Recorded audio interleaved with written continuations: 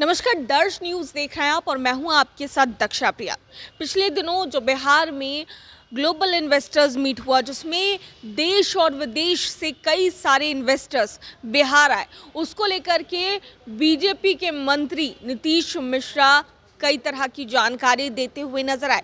बता दें कि बिहार में किस तरीके से इन्वेस्टर्स जो हैं वो काम करेंगे और किस तरीके से अपने बिजनेस को एस्टैब्लिश करेंगे, इसको लेकर भी क्या कुछ स्ट्रैटेजीज जो हैं वो तैयार की गई है, ये खुद बता रहे हैं उद्योग व पर्यटन मंत्री नीतीश मिश्रा। क्या कुछ कहते नजर आ रहे हैं, आइए आपको सुनाते हैं। तो निवेश निवेश है। अगर आपकी दृष्टि जाती है रिनाउंड पर, लेकिन मैं ये मानता हूँ चाहे वो निवेश छोटा हो या बड़ा, राज्य की प्रगति के लिए और ख़ास तौर से इकोनॉमिक डेवलपमेंट के लिए और जॉब्स क्रिएशन के लिए वो बहुत महत्वपूर्ण है।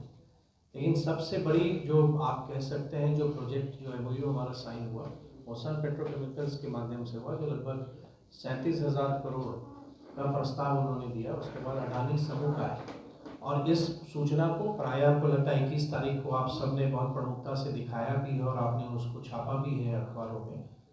तो हर एक ढंग से देखेंगे, चाहे अगर आप कोको कोला से लेके हल्दीराम से लेके आप सन पेट्रो, अडानी, आप किसी भी एनएचपीसी, एनटीपीसी, इंडियन ऑयल, आप कोई भी अगर ऐसा नाम देखेंगे जिनको अगर आप बिग नेम्स कह रहे हैं, लेकिन ठीक है बिग नेम्स तो अपनी जगह है, वो बिग टिकट इन्वेस्टमेंट लाते हैं, लेकिन साथ ही मुझको प्रसन्नता है कि वैसे निवेशक भी आ रहे हैं जो बिहार के विभिन्न हिस्सों में, क्योंकि बहुत बार ये जिक्र आता है कि क्या निवेश बिहार के सीमित क्षेत्रों में ही होगा, लेकिन उद्योग विभाग की जो अपनी जो हमारा जो प्रयास है वो पूरे बिहार का एक इंक्लूसिव ग्रोथ का है, जिसमें हम बिहार के सभी हिस्सों में जहाँ की उनकी संभावनाएं हैं उन संभावनाओं को हम लोग आगे बढ़ाते हैं और फिर वो निवेशक तय करते हैं कि उनको वो यूनिट कहाँ लगानी है।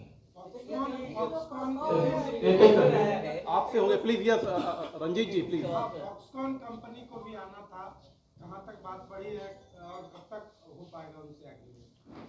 देखिए, एक हम लोगों को एक समय दिया गया था और हम लोगों ने लगभग फॉक्सकॉन के जो मेन के चेयरमैन हैं उनसे भी हम लोग को समय मिला और हम लोगों ने बिहार के बारे में विस्तार से उनको बताया भी है। अब वो निर्णय वो लेंगे, अब वो निर्णय निवेश का उनको लेना है, लेकिन बिहार सरकार की तरफ से हर एक सहयोग के लिए हम लोगों ने पूर्णतः उनको आश्वस्त किया है। Yes please. Sir, any overseas firm which has shown its interest for investment? If you will consider Coca-Cola as a global company, definitely Coca-Cola is there. Sir, what I'm saying is नहीं, आप I think your meaning, what you are trying to say is FDI, foreign direct investment. तो foreign direct investment not exactly now, but definitely एक national single window system है जो ministry of industry and commerce की है। तो we are integrating our system with the national portal और उस national portal में भी वो होगा और उसमें हम लोग को लाभ मिलेगा, क्योंकि आप जानते हैं कि इन्वेस्ट इंडिया की जो टीम है, इन्वेस्ट इंडिया की जो टीम, वो कोई भी अगर निवेशक का रुचि आता है तो वो उसको रेफर करते हैं, या जो मैंने जिक्र किया कि एम्बेसीज या हाई कमीशंस के पास भी हम गए, तो हमारी भी कोशिश वही थी कि जो भी कंट्री स्पेसिफिक इन्वेस्टमेंट अगर आ रहा है तो बिहार को भी वो कंसिडर करें, तो उस ओर बढ़ें। ऐसा नहीं है कि बिहार में एफडीआई नहीं आया है, संख्या हमारी कम है, हम क्यों मिस किए, आप हमसे बेहतर समझ सकते हैं कि एफडीआई का निवेश हम लोगों ने क्यों मिस किया, एक लंबा इतिहास है। लेकिन आने वाले समय में निश्चित तौर पर ये जो पूरी एक पॉजिटिव इकोसिस्टम बन रही है, पूरी इन्वायरमेंट बन रही है, तो हम वेरी पॉजिटिव कि आने वाले समय में लार्ज ग्लोबल जाइंट्स के भी इन्वेस्टमेंट बिहार में होते हुए दिखेंगे आपको। जैसे मैंने भी कहा कि एमओयू साइनिंग एक पार्ट है, लेकिन एमओयू का कन्वर्जन एक महत्वपूर्ण पार्ट है। तो पिछले वर्ष जो पहली बार जो बिहार बिजनेस कनेक्ट हुआ था उसमें 50,000 करोड़ के निवेश आए थे, उसमें 76% लगभग, आई थिंक अगर मैं सही हूँ तो 38,000 करोड़ के प्रस्ताव की जो क्लियरेंसेज होनी है, क्योंकि आप ये भी बात से सहमत होंगी कि जो भी प्रोजेक्ट आते हैं उसके स्टेजेस हैं स्टैट्यूटरी अप्रूवल्स के, चाहे लैंड अलॉटमेंट के, तो ऑलमोस्ट अबाउट 78% का कन्वर्जन हम लोगों ने किया है और अभी भी हम लोग लगातार टीम हमारी फॉलोअप कर रही है कि किन्हीं को कोई कठिनाई है या कोई पॉलिसी सपोर्ट चाहिए। ठीक उसी तरह से तो इस बार भी जो हम लोगों ने साइन किया है तो सेक्टर वाइज है, अलग अलग सेक्टर में है, इंटर डिपार्टमेंट भी है, तो हमारी ये लगातार कोशिश हमारी टीम की रहेगी कि उसमें हम उसका एग्जीक्यूशन जो है, कन्वर्जन है, उसको हम शीघ्र करें। और अभी नई पॉलिसीज़ पे भी हम काम कर रहे हैं। जैसे इंडस्ट्रियल पॉलिसी हमारी 2016 की, तो अब लगभग 8 वर्ष से अधिक हो गया है। तो अब हम लोग एक नई इंडस्ट्रियल पॉलिसी पे भी काम कर रहे हैं और नई सेक्टरल पॉलिसीज़ पे भी काम अभी हम लोगों ने प्रारंभ किया है, चाहे वो फूड प्रोसेसिंग की हो या फार्मास्यूटिकल्स की हो। तो नए पॉलिसीज़ भी हम बना रहे हैं जहाँ पर लगता है कि बिहार का स्ट्रेंथ है और बिहार को हम एक पैन इंडिया लेवल पर बेहतर पोजीशन कर सकते हैं। तो उस हिसाब से हम कम्पिटिटिव और अट्रैक्टिव पॉलिसी भी बना रहे हैं। ने अपना कदम बढ़ाया है और उसकी तैयारी हम लोगों ने प्रारंभ की है। तो अगर कुल मिला के देखें तो मैं ये मानता हूँ कि बिहार भी अब देश के इन्वेस्टमेंट डेस्टिनेशन के तौर पर प्रमुखता से स्थापित हो रहा है। और बिहार की चर्चा भी निवेश के संदर्भ में कि बिहार में बड़े निवेश भी आ सकते हैं, अब 1000 करोड़ से परे के भी निवेश आ रहे हैं और बिहार में भी इन्वेस्टमेंट आ सकता है, बिहार में भी इंडस्ट्रीज लग सकती हैं। उसको इस MOU जो 1,81,000 करोड़ के लगभग का साइन हुआ है, ये एक बहुत बड़ी उपलब्धि और बिहार को एक ऊंची उड़ान, अगर हम कहें तो ये कहना अतिशयोक्ति नहीं होगी कि बड़े निवेश के साथ रोजगार के कई अवसर आएंगे और हमारे राज्य के युवाओं के लिए आने वाले समय में बहुत सारे ऐसे अवसर आएंगे, ना सिर्फ निजी क्षेत्र में कार्य करने के बल्कि सेल्फ एम्प्लॉयमेंट पे भी, स्वरोजगार पे भी। क्योंकि हमारी जो स्ट्रैटेजी है, आप देखेंगे कि बहुत बार होता है कि कम निवेश होता है लेकिन वो रोजगार ज़्यादा लाता है, और ज़्यादा निवेश आते हैं तो वो ज़रूरी नहीं है कि उतने एम्प्लॉयमेंट्स आए। तो एक मिक्स के तौर पर हम देखते हैं और हमारा उद्देश्य है कि अधिक से अधिक संख्या में एम्प्लॉयमेंट अपॉर्चुनिटीज क्रिएट हो। साथ ही हम बिहार के सभी 101 अनुमंडल में उद्यमिता विकास केंद्र भी स्थापित कर रहे हैं, जिससे गांव में भी जो लोग अपनी माइक्रो एंटरप्राइजेज शुरू करना चाहते हैं तो उनको हम हैंड होल्डिंग प्रोवाइड कर सकें। तो संक्षेप में यही आपसे साझा करना था कि जो हमारा बिहार बिजनेस कनेक्ट बहुत सक्सेसफुली संपन्न हुआ, उद्योग विभाग की पूरी टीम और बिहार सरकार के एक प्रयास से, बहुत कड़ी मेहनत हमारे विभाग के सभी पदाधिकारियों ने की थी और उसी का परिणाम है कि आज बिहार की चर्चा पूरे देश में हो रही है और सबों में ये प्रसन्नता है। लोगों की जो एस्पिरेशंस, जो आकांक्षाएं थी कि बिहार में भी आने वाले समय में उद्योग लगे, उस ओर हमने बहुत तेजी से अपना कदम बढ़ाया है। धन्यवाद। उद्यमी के लिए अपने यूनिट को स्टैब्लिश करने के लिए ज़मीन की आवश्यकता है। अभी हमको बताते हुए बहुत प्रसन्नता हो रही है कि बिहार के सभी जिलों से 9000 एकड़ से भी अधिक के भी ज़मीन के डिटेल्स हमें प्राप्त हुए हैं, जिनका हम लोग वेरिफिकेशन करा रहे हैं और उनकी उपयोगिता, उनकी वायबिलिटी को हम लोग चेक करा रहे हैं कि कहाँ NH की कनेक्टिविटी कैसी है या नियरेस्ट स्टेशन कैसे हैं। तो आप ये कह सकते हैं कि हम लोगों ने इस बात की तैयारी शुरू कर दी थी कि आने वाले समय में बियाडा को ज़मीन की ज़रूरत पड़ेगी और जहां हमारा लैंड बैंक अब समाप्त हो रहा है तो उस लैंड बैंक के को विस्तार करना बहुत आवश्यक है। तो हम लोगों ने उसमें भी तैयारी की। एक्सपोर्ट पोटेंशियल बिहार में बहुत है, एक्सपोर्ट्स नहीं होते थे, लेकिन अब हमारे पास ड्राई पोर्ट भी है, इनलैंड कंटेनर डिपो, और दो बहुत बड़ी उपलब्धि और हुई। एक स्पेशल इकोनॉमिक जोन, बिहार में कभी स्पेशल इकोनॉमिक जोन नहीं था, कई राज्यों में बहुत संख्या में स्पेशल इकोनॉमिक जोन है। मुझको प्रसन्नता है कि भारत सरकार ने 2 स्पेशल इकोनॉमिक जोन बिहार को दिया, उसको भी अब डेवलप हमें करना है। साथ ही गया में जो कलकत्ता अमृतसर कॉरिडोर पे जो इंडस्ट्रियल एक इंटीग्रेटेड मैन्युफैक्चरिंग क्लस्टर हमें स्थापित करना है, वो पूरे बिहार का स्टिक मानते हैं, मतलब वो एक इंडस्ट्रियल पॉलिसी है। तो 2016 की जो इंडस्ट्रियल पॉलिसी है उसके तहत लगभग 1,03,853 करोड़ के प्रस्ताव हमारे पास आए थे, जिसमें फाइनेंशियल, जिसमें आप जिनको स्टेज 1 क्लियरेंस मिला, मतलब क्लियरेंसेस को आप देखेंगे तो डिफरेंट स्टेजेस में। तो स्टेज 1 क्लियरेंस मिलता है जो एक पहला कदम होता है। बाद में फाइनेंशियल क्लियरेंस होता है जिसमें उनके बैंक्स वगैरह के साथ टाई अप हो जाते हैं और वो फिर प्रोजेक्ट की गति और बढ़ती है। तो वैसे हम लोग 1039 यूनिट्स हैं, मतलब 1039 यूनिट्स हैं और 11,583 करोड़ के फाइनेंशियल क्लियरेंस हम लोगों ने दिए हैं। तो एक तरह से आप ये कह सकती हैं कि 2016 से, क्योंकि इन्वेस्टमेंट प्रोसेस टाइम लगता है, बहुत जगह इन्वेस्टर खुद लैंड एक्वायर करते हैं, कहीं हम देते हैं, इन्वायरमेंटल क्लियरेंसेस होते हैं, तो वो समय लगता है। और इस बार का ही अगर मैं इस फाइनेंशियल ईयर का ही कहूँ, अगर 2024-25 का, तो जो हमारी फंक्शनिंग यूनिट थी उसमें 600 करोड़ से अधिक के इंसेंटिव्स को हमने डिसबर्स भी किया है। मतलब ये एक ऑनगोइंग प्रोसेस है। तो एक तरह से आप कह सकती हैं कि जो एक निवेश का माहौल बनना प्रारंभ हुआ है उसको और अभी हम लोगों ने फास्ट ट्रैक किया है और उसको और गति देने की हम लोगों ने कोशिश की है। आप उस पर बताएं तो आप 3 तरह से उसको देखा जा सकता है। एक तो जो गवर्नमेंट जॉब्स हैं, तो गवर्नमेंट जॉब्स जैसे जैसे डिपार्टमेंट में वैकेंसीज हैं, उन वैकेंसीज के अनुसार, डिपार्टमेंट के प्रोसेस के अनुसार जो गवर्नमेंट नॉर्म्स हैं उस हिसाब से उसका रिक्रूटमेंट होता है। दूसरा है private investment. Definitely investment leads to employment creation. निवेश बढ़ता है तो रोजगार के नए अवसर भी लेके आता है। साथ ही हम सेल्फ एम्प्लॉयमेंट पे भी बहुत बड़े स्केल में काम कर रहे हैं, चाहे वो मुख्यमंत्री उद्यमी योजना हो या बिहार लघु उद्यमी योजना हो या स्टार्टअप्स हो। तो उसके माध्यम से भी हम लोग बहुत काम कर रहे हैं और बहुत प्रसन्नता है मुझे इस बात को शेयर करने में कि सेल्फ एम्प्लॉयमेंट के प्रति भी बिहार के युवाओं में एक बहुत बड़ा इंटरेस्ट जगा है और वो लोग ना सिर्फ स्टार्टअप्स के तहत भी अप्लाई कर रहे हैं, उसको अवेल कर रहे हैं जो बिहार स्टार्टअप पॉलिसी 2022 की है, बल्कि मुख्यमंत्री उद्यमी योजना जैसे योजनाओं का भी लाभ ले रहे हैं, अपार्ट फ्रॉम जो प्रधानमंत्री रोजगार योजना है।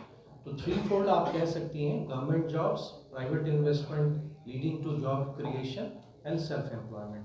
तो बृहद तरीके से हम काम कर रहे हैं और स्वाभाविक रूप से जब इतने बड़े निवेश आएंगे तो एम्प्लॉयमेंट अपॉर्चुनिटीज़ आएगा। और एक अगर डेटा बताऊं तो गया में ही जो हमारा इंडस्ट्रियल कॉरिडोर जब फंक्शनल हो जाएगा उसकी खुद की क्षमता 1,10,000 जॉब से अधिक की है। तो वो आने वाले समय में देखेंगे, क्योंकि जो हमारा एक्सप्रेस हाईवे कनेक्टिविटी है गया और दरभंगा को भी कनेक्ट कर रहा है, तो नॉर्थ साउथ डिवाइड भी नहीं रहेगा, वो पूरे बिहार का एक इंडस्ट्रियल कॉरिडोर बनेगा जहाँ पे बिहार के युवाओं के लिए जॉब्स की अपॉर्चुनिटीज़ बहुत संख्या में होगी। Yes, please. क्षेत्र में एक बहुत बड़ा कदम बढ़ाया है और आप अवगत हैं कि 19 और 20 दिसंबर को जो बिहार बिजनेस कनेक्ट का आयोजन किया गया था, जो निवेश इन्वेस्ट बिहार अगर हम कहें, सभी विभागों में जहां बिहार में निवेश की संभावनाएं थी, उन संभावनाओं को हम लोगों ने निवेशकों के सामने प्रस्तुत किया और उसका परिणाम रहा कि आप सबके सामने है कि लगभग 1,81,000 करोड़ का MOU हस्ताक्षरित किया गया। कुछ MOU बाद में भी आए तो कुछ आंकड़े या भी और आगे बढ़ेंगे। इस तैयारी से पूर्व में लगातार जून महीने में आचार संहिता जब 7 जून को समाप्त हुआ, उसके बाद से देश के विभिन्न हिस्सों में उद्योग विभाग की टीम विभिन्न शहरों में जाके बिहार के औद्योगिक वातावरण, बिहार के बदले हुए इंफ्रास्ट्रक्चर जो NDA शासन में आदरणीय मुख्यमंत्री नीतीश कुमार जी के नेतृत्व में बहुत बेहतर हुआ, और हमारी जो इंडस्ट्रियल पॉलिसी, जो हमारी औद्योगिक नीतियां हैं, चाहे 2016 की इंडस्ट्रियल पॉलिसी हो या सेक्टरल पॉलिसी हो, वो बहुत आकर्षक है। उसको हम लोगों ने प्रस्तुत किया और विभिन्न शहरों में हमारी यात्रा कलकत्ता से शुरू हुई, फिर हम मुंबई में गए, दिल्ली गए, पटना में आयोजन हुआ, बेंगलोर, लुधियाना, कानपुर, अलग अलग शहरों में करते हुए दिल्ली में एक नया प्रयास हम लोगों ने किया कि अंतर्राष्ट्रीय स्तर पर भी, वैश्विक स्तर पर भी बिहार को हम स्थापित करें। तो एम्बेसीज के साथ भी, जो डिफरेंट कंट्रीज के जो एम्बेसीज और हाई कमीशन है, उनके साथ भी हम लोगों ने एक इंटरेक्शन रखा, जिसमें माननीय मुख्यमंत्री सम्राट चौधरी जी भी उपस्थित थे। और विभिन्न कार्यक्रमों में चाहे भारत सरकार के मंत्री आदरणीय गिरिराज सिंह जी हों, आदरणीय जीतन राम मांझी जी हों, आदरणीय चिराग पासवान जी हों, तो सबों के साथ मिलके हम लोगों ने जो भी हमारा आमंत्रण हम लोगों ने दिया वो आए। और आदरणीय पीयूष गोयल जी जो हमारे मुंबई के इन्वेस्टर्स मीट में भी आए, और पेट्रोलियम मिनिस्टर हरदीप पुरी जी, जिन्होंने विशेष हमारे आग्रह पर ऑयल कंपनीज के चेयरमैन के साथ एक वीडियो कॉन्फ्रेंसिंग भी की और मुझको बिहार के संदर्भ में बात रखने का मौका भी दिया। तो सही मायने में डबल इंजन ने काम किया और भारत सरकार के सहयोग से और बिहार सरकार में जो बदलाव विगत 19 वर्ष में हुआ है, और आज बिहार तैयार है अन्य राज्यों की तुलना में, उनकी बराबरी में। एक कम्पिटिटिव पॉलिसी भी है हमारी, लेकिन साथ ही हम कंपटीशन के साथ कोलैबोरेट और कोऑपरेट भी हम करेंगे। कि देश को 2047 में विकसित भारत बनाने का आदरणीय प्रधानमंत्री जी का जो संकल्प है, उस संकल्प को प्राप्त करने के लिए बिहार जैसे राज्य का आगे बढ़ना बहुत आवश्यक है। और मैं मानता हूँ कि पूरे पूर्वी भारत में बिहार का एक विशेष स्थान अब होने वाला है और हम एक प्रमुख ग्रोथ इंजन पूरे देश के लिए हम बन सकते हैं। वो संभावनाएं बिहार में है। हर एक जगह हम जहाँ भी गए तो एक यही प्रश्न आता था कि वाई बिहार, मतलब बिहार क्यों? और मैं उसको उत्तरित करता था कि वाई नॉट बिहार, कि बिहार क्यों नहीं। हमारी जो भौगोलिक स्थिति है, जो बिहार का जो लोकेशनल एडवांटेज है, या बिहार अपने आप में बहुत बड़ा मार्केट है। हमारी जनसंख्या के आधार पर आसपास के राज्यों से हमारी जो कनेक्टिविटी है, या नेपाल, भूटान, बांग्लादेश या पूरे पूर्वी भारत की ओर जो हमारी कनेक्टिविटी है, तो बिहार को बहुत ही मजबूत तरीके से प्लेस करता है। तो हम धन्यवाद देंगे सभी निवेशकों को कि जिन्होंने बिहार में अपनी रुचि दिखाई है और बिहार के ग्रोथ जर्नी में अपने आप को उन्होंने जोड़ा है। और हमने सभी निवेशकों को आश्वस्त भी किया है कि बिहार सरकार उनके साथ खड़े रहेगी और जो निवेश में जो भी औपचारिकताएं हमें पूर्ण करनी है, चाहे क्लियरेंसेस की हो या लैंड अलॉटमेंट की, उसको हम लोग शीघ्र पूरा करेंगे। और अब हमारे लिए टास्क, जितने भी MOU हम लोगों ने साइन किए हैं, उन MOU को का कार्यान्वयन, लगभग 423 की संख्या में MOUs हैं, उन MOUs का एग्जीक्यूशन करना अभी अब हमारा सबसे बड़ा टास्क है। और हम लोग लगातार, अभी आप जानते हैं जैसे शुक्रवार को ही समाप्त हुआ है, लेकिन आज से ही हम लोग लग चुके हैं उसमें। और हर एक MOU के संदर्भ में जिन विभागों से उनके क्लियरेंसेस चाहिए, हमारी सिंगल विंडो सिस्टम काम करती है, चाहे वो प्रोजेक्ट अप्रूवल के लिए हो या लैंड अलॉटमेंट के लिए हो। तो सिंगल विंडो के माध्यम से ईज ऑफ डूइंग बिजनेस, और जब हम ईज ऑफ डूइंग बिजनेस कहते हैं तो ये वास्तविकता है कि बिहार में ईज ऑफ डूइंग बिजनेस है, ना सिर्फ प्रोजेक्ट की स्वीकृति में, बल्कि जो हमारी इंसेंटिव, जो हमारी घोषित पॉलिसी के तहत आती है, उन इंसेंटिव्स को भी हम उन निवेशकों को या उन उद्यमियों को बिना कहीं सचिवालय आए हुए ऑनलाइन प्रक्रिया है, उसके तहत हम लोग उनकी स्वीकृति भी देते हैं और राशि उनके खाते में जाती है। तो बिहार के बारे में जो अवधारणा बनी थी कि बिहार में निवेश नहीं हो सकता या बिहार की जो बेहतर चीज़ें हैं वो सामने नहीं आ रही हैं, हम लोगों ने ये प्रयास किया और आप सबका इसमें सहयोग मिला कि बिहार में बड़े निवेश भी आ सकते हैं, बिहार में बड़ी संख्या में MOUs भी साइन हो सकते हैं, बिहार में ईज ऑफ डूइंग बिजनेस भी प्रैक्टिस में लागू है, पॉलिसीज में जो प्रोमिसेस है उन प्रोमिसेस को हम डिलीवर भी करते हैं। और सबसे बड़ी बात कि आने वाले समय में आप कह सकते हैं कि हम किस फ्यूचर या एक फ्यूचर रेडी के तहत हम लोग काम कर रहे थे कि लगभग 4 माह पूर्व राज्य मंत्री परिषद ने हमने अपने इंडस्ट्रियल एरिया के एक्सपेंशन की स्वीकृति भी हम लोगों ने कैबिनेट से ली। अगर आप देखेंगे, अगर थोड़े पीछे इतिहास में आप जाएं, बिहार एक ऐसा राज्य है जिसने नेगेटिव ग्रोथ रेट भी देखा है और माननीय मुख्यमंत्री जी के नेतृत्व में लगातार बिहार ने एक बेहतर ग्रोथ रेट मेंटेन रखा है। और विभिन्न सूचकांक पर आप ये कभी नहीं भूलें कि 2005 में हमने शुरुआत कहाँ से की थी।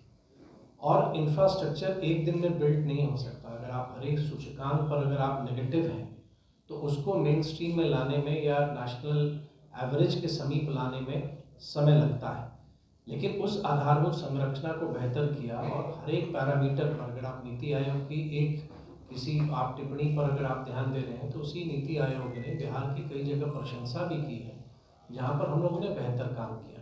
और मैं स्पष्ट रूप से मानता हूं कि अब हमारा लक्ष्य आगे का है और अब हम 2047 की ओर देख रहे हैं। और अगर आप देखेंगे निवेश के मामले में आप सब इस बात से सहमत होंगे कि बिहार में 1,81,000 करोड़ के निवेश का प्रस्ताव आना शायद ये साधारण बात नहीं है।